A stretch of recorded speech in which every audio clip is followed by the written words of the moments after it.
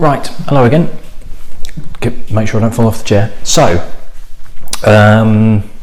cracking on with our Irish, and this particular one is another sample kindly donated by Chris Cook and his wife Lindsay, and this is called Clontarf. Clontarf 1014 or Clontarf 1014, however you want to know it. This is what the bottle looks like, and it's made by the Clontarf Whiskey Company, which is a subsidiary of a company called Castle Brands, which is I think they're an American drinks company, not a particularly huge one, but we have come across one of their whiskies before because they actually own the Jefferson's bourbon brand as well.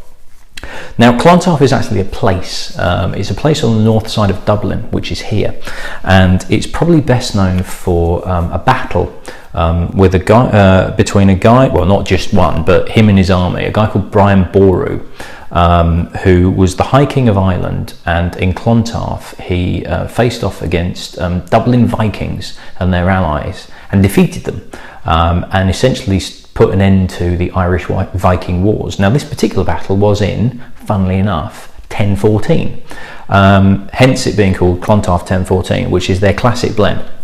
Now, they also do a reserve blend and a single malt as well, and they even do, it's quite funky this, and I can remember it wasn't Clontarf, but there was another one called Boru, which was obviously the king's surname, but they did a vodka and a whiskey and I think it may have been a single malt whiskey, but they did it in a similar pack, and it looks like this. It's very, very funky indeed. They call it the Clontarf Trinity pack.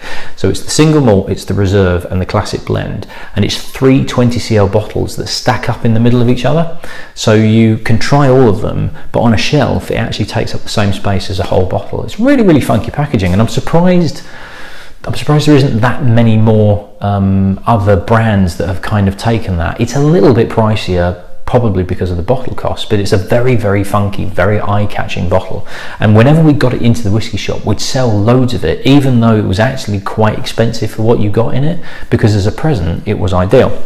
So, I've been trying to find out where this is made, because if you watched my Feckin' Irish Whiskey review, you'll know that there are a limited number of distilleries within Ireland that you would be able to get. There is no Clontarf distillery.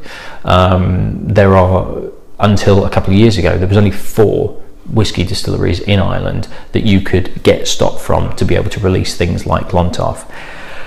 I have read in 3 different places that it potentially comes from 3 different bloody distilleries, because if you look at their Wikipedia page, they say that Clontarf is made from a distillery in County Cork. Now, the distillery at County Cork is Middleton. However, if you look at the Whiskey Exchange, where you can buy Clontarf for about 29 quid, they say that it was 100% Cooley, 100% grain from Cooley, but now they use a small amount of malt from Irish distillers, which I think is Bushmills.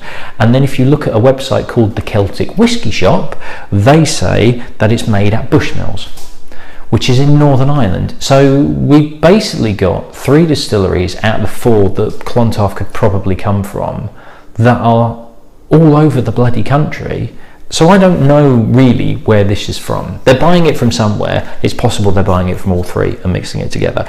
The Clontarf website itself isn't particularly helpful, because it doesn't really it's trying to give you the impression that they're making it themselves rather than buying it from somewhere. They do say it's matured in bourbon barrels. Aged in bourbon barrels. So my guess is that they're blending it and then maybe sticking it in casks to kind of marry it up together. Bourbon barrels, they own Jefferson Bourbon.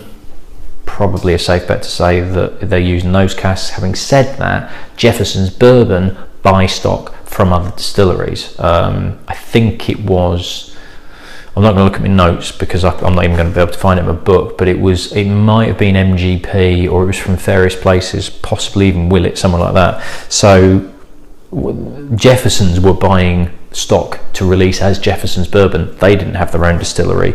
Likewise, Clontarf is doing the same. They're buying it from another distillery. They don't have their own.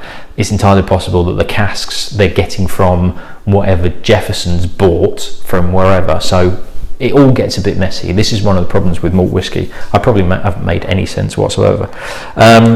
So again, from what I gather, this is quite big in America. Irish whiskey as a whole tends to be quite big in America. Obviously, you know, there's Irish bars. St. Patrick's Day is arguably as big, if not bigger, in America than it is in most of the UK. And I believe Clontarf is a pretty big brand over there, particularly with Castle Brands owning them as well.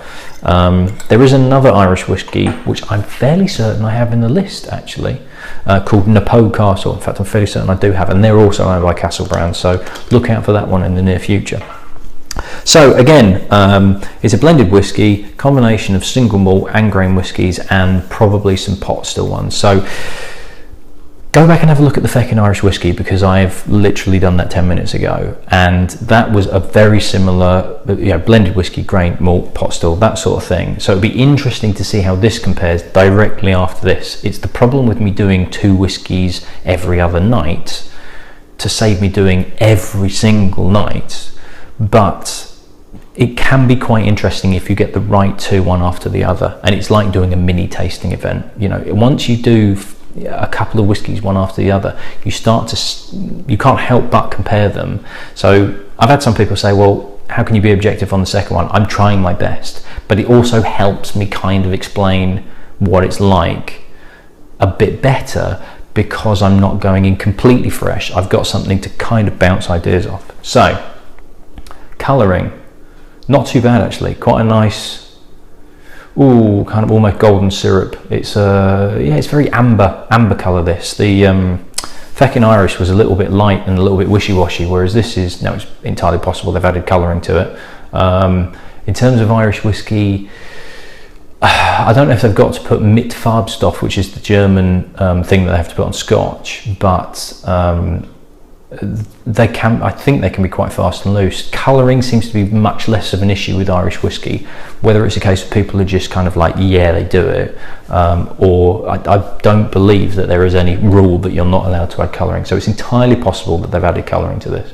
I think I've just gulped over the camera. I do apologise if that was the case. Yeah. So yeah, quite a nice amber colour to it.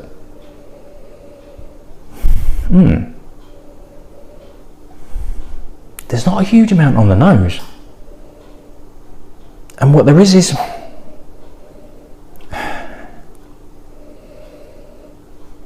it's not quite pine, but it's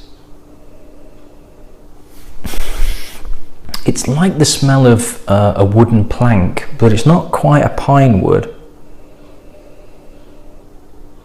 It's almost like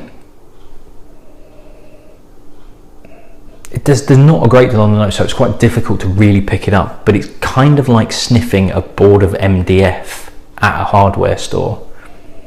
So it's not when it's being freshly cut or anything like that, it's when you get your racks of wood, you get racks of MDF, and you pick up one of those. So it's been sat there for a while, it's not freshly cut, it's nothing like that, and you just smell that, and it's just kind of smells like a very generic wood, but it's not oaky or cask or anything like that.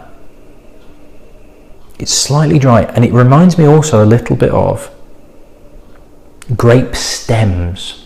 So bunch of grapes, you eat all the grapes, and then you've got that stem in your hand, and if you just kind of like do that with the grape stem, you get this slightly woody, slightly essence of grape. It's sort of that, but it's a little bit thin as well.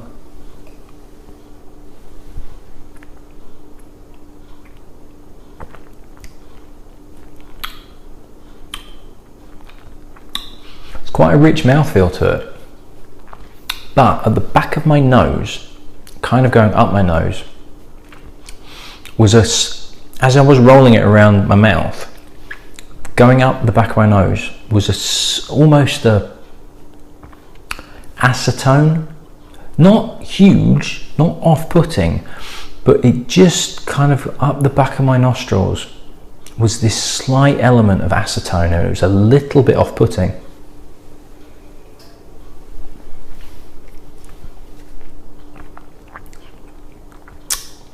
Slightly there again. The mouthfeel's not too bad. It's quite rich. It's almost creamy. There's a slight citrusiness to it as well. like a lemon juice almost. In fact, it's less real lemon juice. It's more like Jif lemon. So you get the stuff that you put on your pancakes, and it's like in a squeezy bottle that's the shape of a lemon. So it's lemon juice mixed with other stuffs like preservatives and things like that. So it's a slightly artificial lemon. It's not a fresh lemon. It's an artificial in a bottle that can sit on the shelf for a year lemon juice. It's a little bit unbalanced, this. It's a little bit sharp. It's a little bit sour. The mouth feels nice, and it feels like it should be sweeter and richer than it actually is.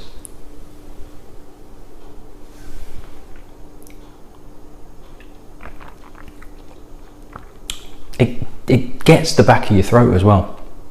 As you swallow, there's a bit of a kind of a punch of, it's not rough, but it's sharp, and it's kind of a bit like, ooh, could have done without that. It's a little bit unbalanced. It's not, I'll be honest, I'll give the Feckin' Irish, out of the two, I would give the Feckin' Irish the go, because it's a bit smoother and it's better balanced.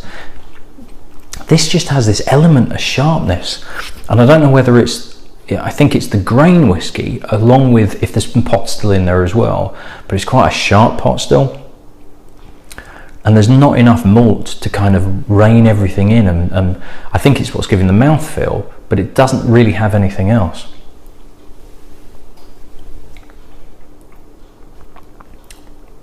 Again, a bit at the back of my throat.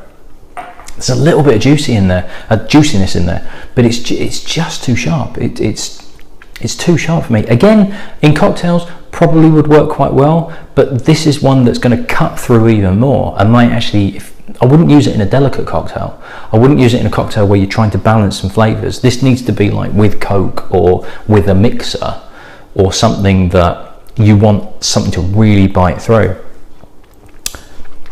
But as a neat whiskey, as a neat Irish whiskey, it's just too unbalanced. It's too sharp. It doesn't work for me. If you like whiskies with a bit of bite, it might work, but I've got a feeling that there's not enough to it that you would like.